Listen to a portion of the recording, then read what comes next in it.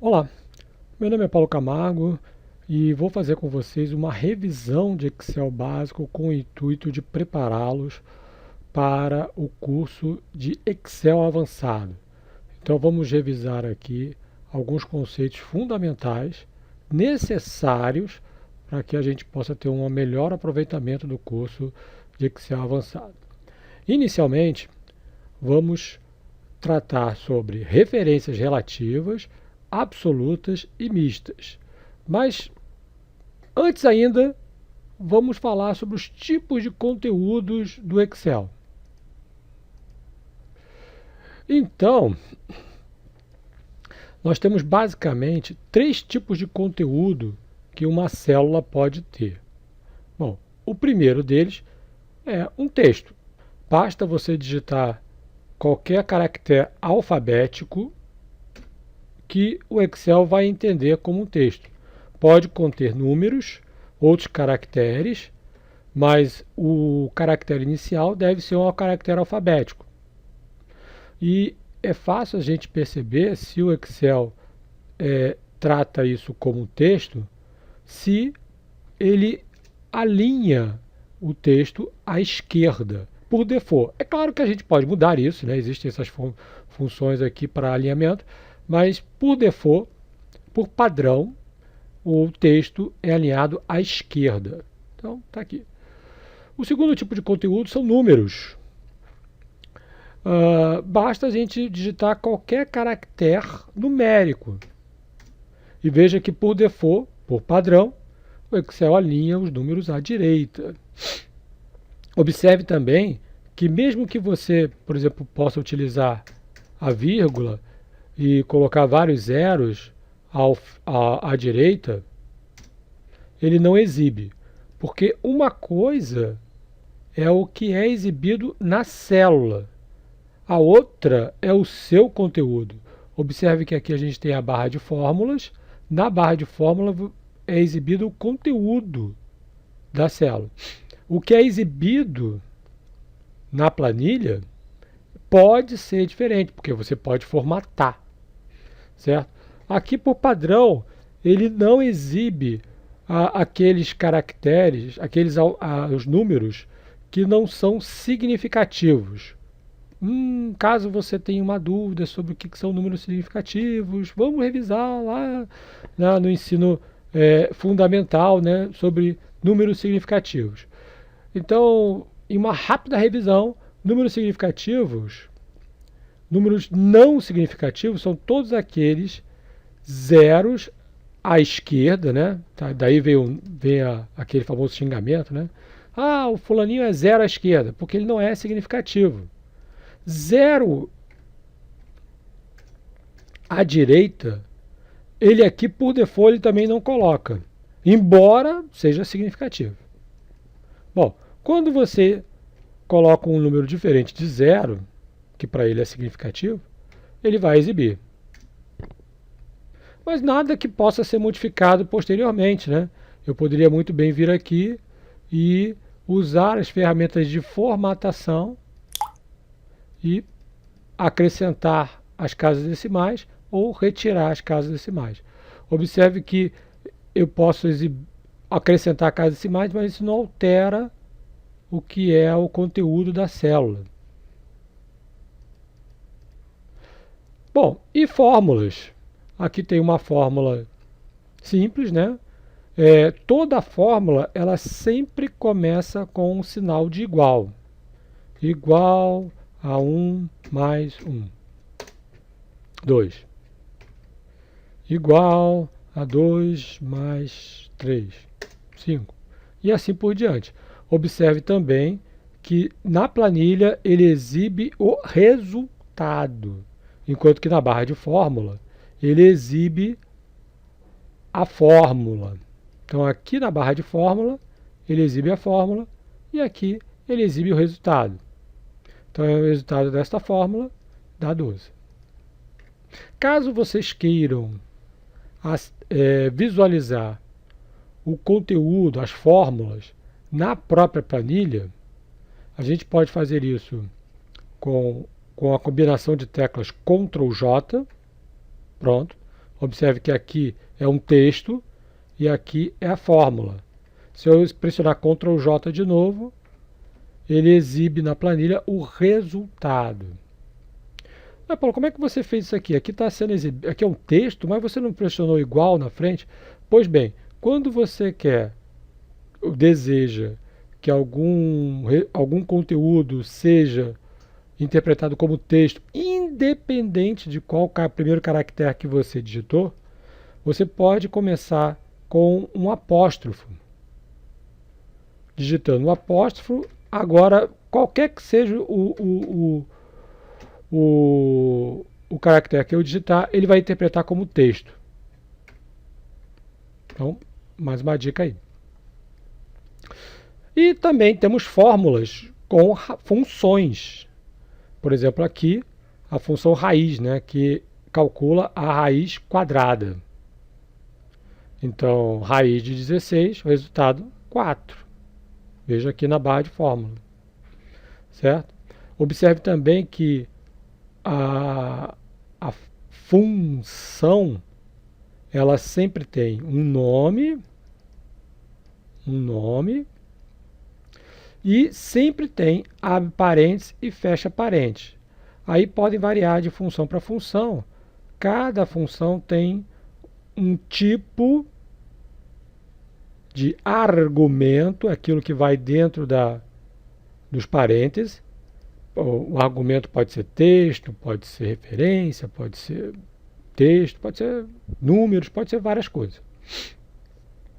E a quantidade também. Cada função tem tipo e quantidade de argumentos diferentes.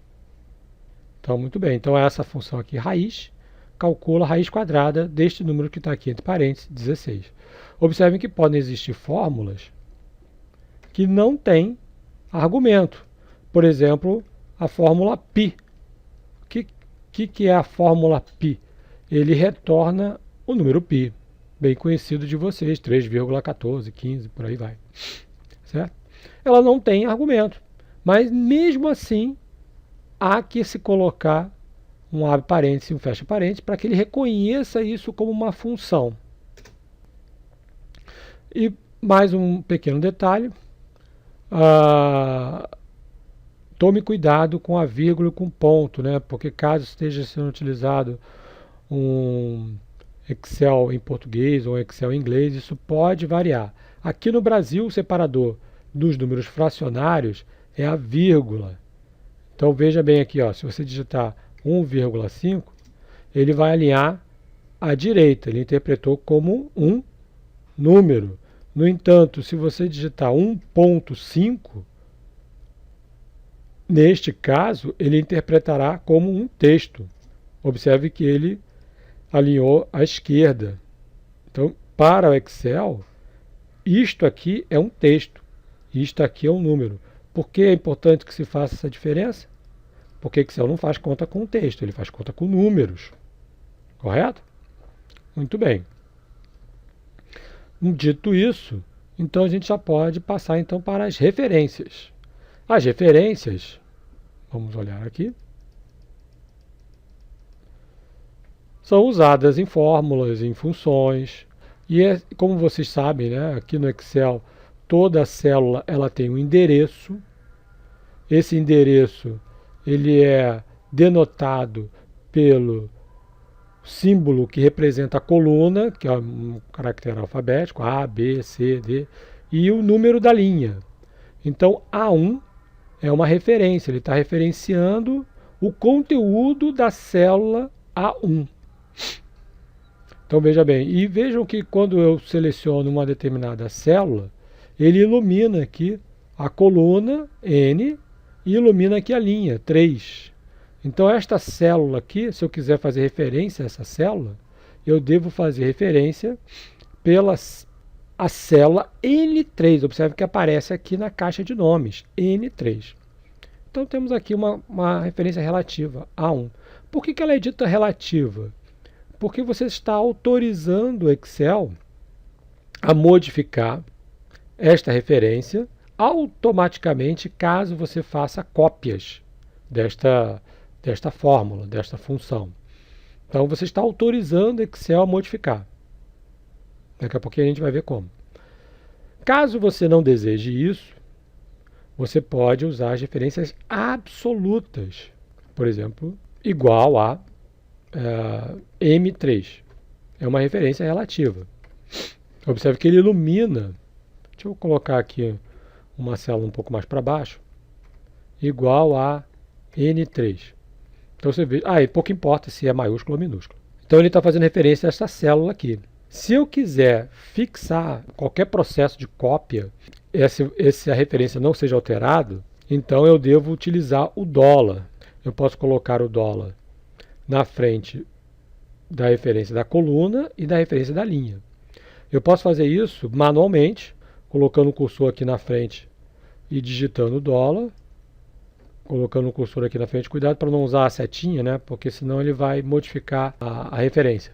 Ou eu poderia também, com o cursor próximo à referência, pode ser na frente, no meio ou no final, pressionar F4 do teclado. F4 do teclado transforma esta referência em uma referência absoluta. E nós temos variações. Temos variações de uma referência mista, ou seja, apenas na linha. Nesse caso aqui eu estaria fixando apenas a linha. Observe que o dólar está na frente apenas da linha. Ou referência mista de coluna, onde o dólar está apenas na frente da coluna. Então aqui eu estou fixando apenas a linha. Estou autorizando o Excel a modificar a coluna. E aqui eu estou fixando apenas a coluna, estou autorizando o Excel a modificar a linha. Aqui, se eu quiser fazer referência à célula N3, se eu pressionar F4 do teclado, ele transforma em referência absoluta. Se eu pressionar F4 mais uma vez, ele transforma em uma referência de linha. F4 uma terceira vez, ele transforma em uma referência de coluna. E se eu pressionar F4 mais uma vez, ele volta para a referência relativa. Alternância circular, referência relativa, absoluta, mista de linha, mista de coluna. E como é tratada as referências relativas dentro do Excel? Vamos modificar, vamos verificar aqui. Pronto. Então veja que eu coloquei aqui alguns números, 1, 2, 3, 4, 5, 6, eles estão em células diferentes. E aqui eu coloquei uma fórmula, igual a D4. Se eu quiser exibir a fórmula na própria planilha, lembre-se, uso Ctrl J. Então, igual a D4, ele está fazendo referência a D4. Muito bem. Ctrl J de novo, ele exibe o resultado. Se eu copiar esta fórmula que está aqui para a linha acima, o que vai acontecer com esta referência? Esta referência aqui é D4, ele vai subtrair acima, ele vai subtrair duas linhas acima. Então aqui é D4, na hora em que eu copiar duas linhas acima, ele vai subtrair duas linhas na referência também. Então de D4 vira D-4, 2, vira D2. Então vamos fazer Ctrl C, eu vou posicionar aqui, Enter, ele vai copiar a fórmula. Então ele alterou a referência em relativa à posição em que você estava e a posição para onde é o destino. Depende para onde é o destino. Se você copiou linhas acima, ele retira, ele subtrai, ele vai subtrair linhas da sua referência. O resultado, então, ele vai pegar este valor aqui, 2. Observe aqui, 2. Mais uma vez, voltando para a minha célula inicial. Esta célula. Se eu copiar linhas abaixo, o que ele vai fazer? Ele vai acrescentar linhas à minha referência. Mais uma vez, a minha fórmula aqui é D4. Se eu copiar, Ctrl C, copiar linhas abaixo, ele vai acrescentar duas linhas à minha referência, D6. E o resultado, 8. Está fazendo referência a esta célula. Então vejam que é bem interessante, né? E nas colunas também, né? Se eu copiar a minha célula inicial, colunas para a esquerda, ele vai retirar colunas da minha referência. Então, se eu estou fazendo referência à célula D4, menos duas colunas, né, retirar duas colunas, de D vai virar CB. Transformar o D4 em B4. Então vamos ver, exibir aqui a fórmula, Ctrl C, colocar aqui a posição duas colunas à esquerda, ele transforma então em B4. E o resultado, ele pega o valor 4. E assim sucessivamente. Eu posso copiar a célula, em vez de usar Ctrl C, Ctrl V, eu posso copiar encostando o mouse na borda, pressionando o Ctrl do teclado e arrastando para o destino. Veja que aparece o sinalzinho de mais. Então ele vai copiar. Então, mais uma vez, estou copiando duas colunas à direita. Então ele vai acrescentar duas colunas à minha referência. Então de D4 vira F4. E posso também combinar tanto linhas e colunas. No caso, se eu copiar na diagonal, estou copiando nesta diagonal aqui, ele vai ao mesmo tempo retirar duas colunas e diminuir duas linhas. Então de D4 ele vai passar para B2. Então vamos ver aqui, Ctrl J para exibir a fórmula. Vou copiar na diagonal, ele vai transformar então a minha referência em B2. E sucessivamente, né? Nesta diagonal, ele vai acrescentar colunas, duas colunas à direita, e subtrair duas linhas, F2. E nos outros também. Aqui ele vai acrescentar duas linhas e subtrair duas colunas, B6. E aqui, finalmente, para duas linhas para baixo e duas colunas à direita, ele acrescenta. Vocês vejam que Ctrl J exibe o resultado.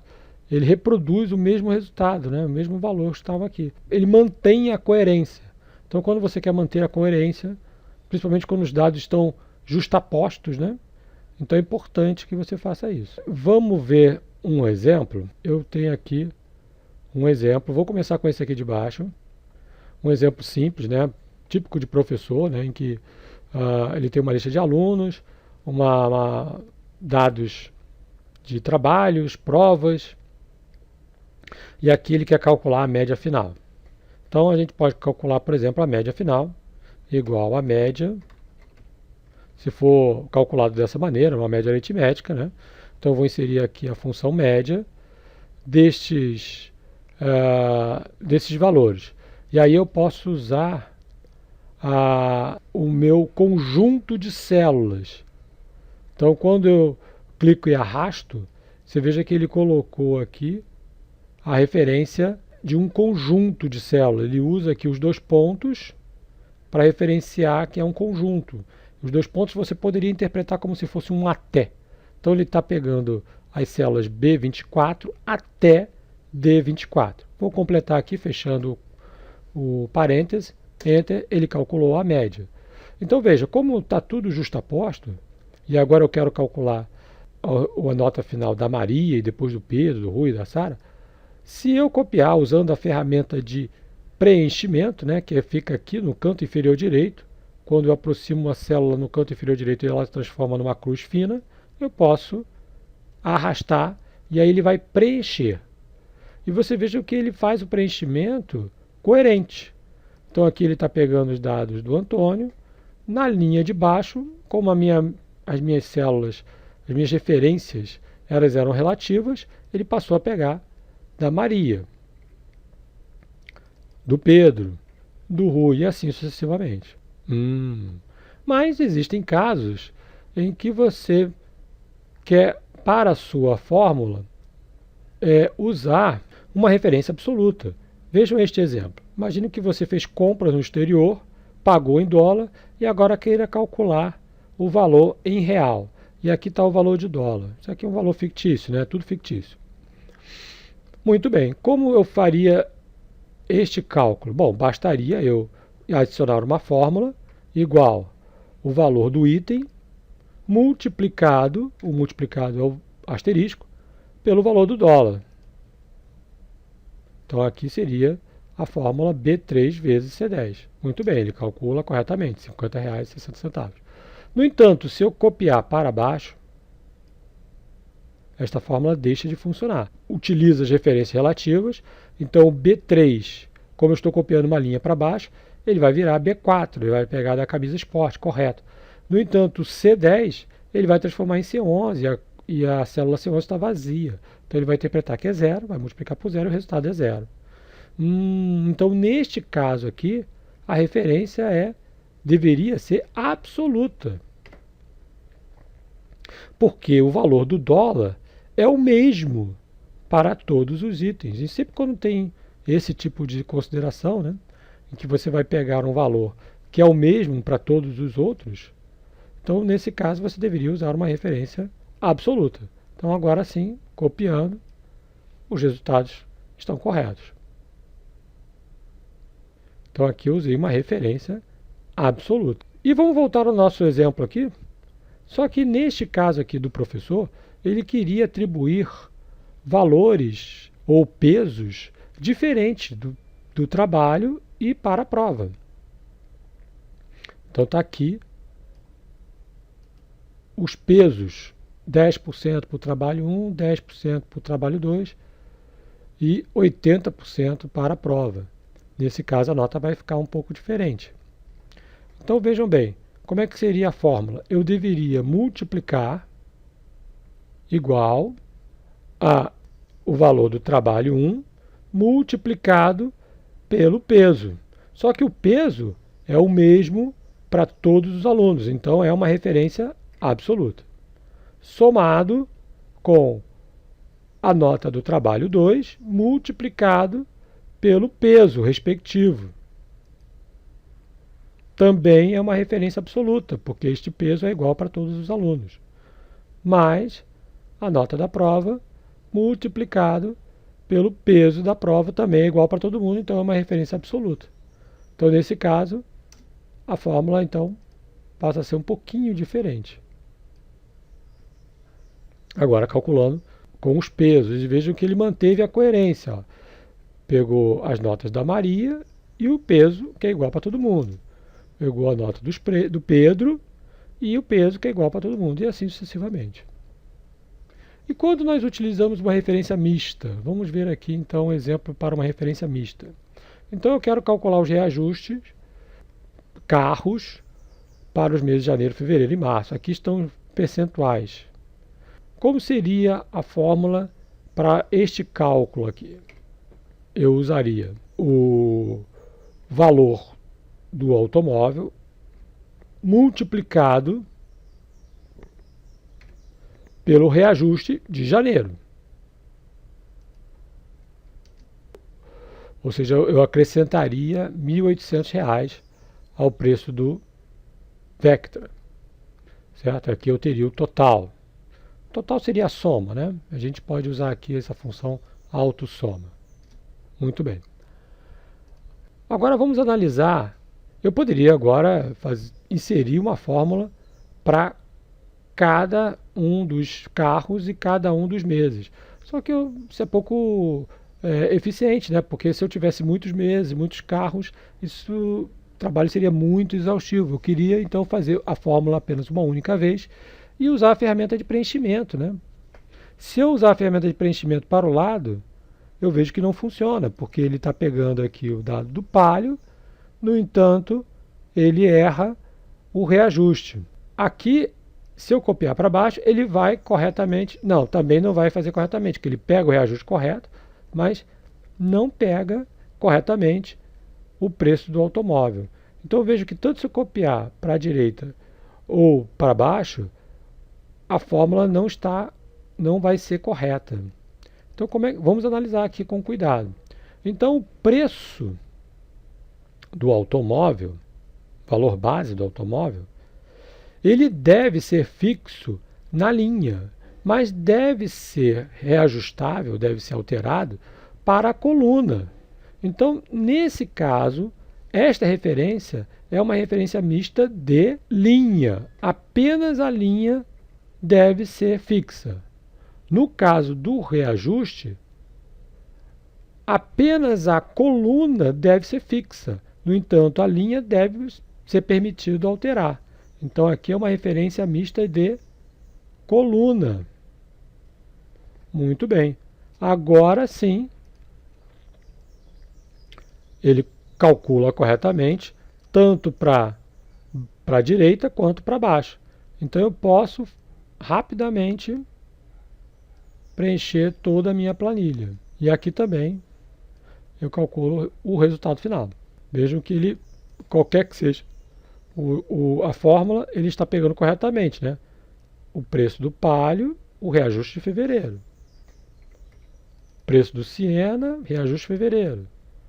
Preço do Vectra, reajuste de março. Corretamente. Eu vejo vocês na próxima aula. Tchau!